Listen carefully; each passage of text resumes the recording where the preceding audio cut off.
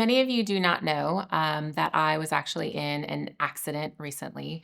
And so this is a very personal story that I wanted to share because I think it really is an eye opener for a lot of people that put off estate planning.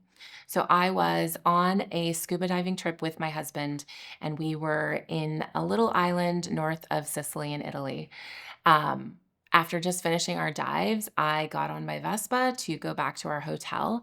And as I was going around a corner, I slipped on my Vespa on some gravel, and the Vespa landed on top of my leg. At that point, I couldn't move.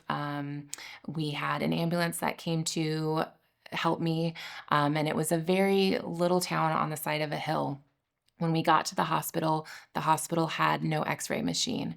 And so I was quickly airlifted to a nearby larger island that had a hospital facility to help me.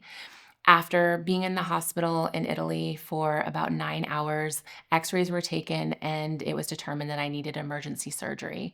So I drove with my husband a few hours south at that point to go to a hospital that I felt comfortable having surgery, and they proceeded to get me ready. I think the biggest part of going through this experience was when I was preparing for surgery.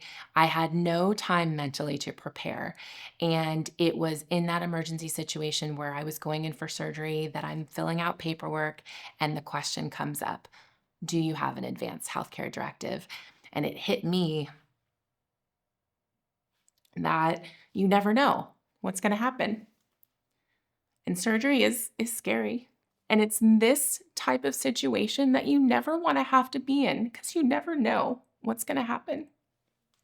So if you do not have your plan done, please work on getting your estate plan completed, because it's one thing that you can just take that burden off you of having to consider in an emergency situation like this.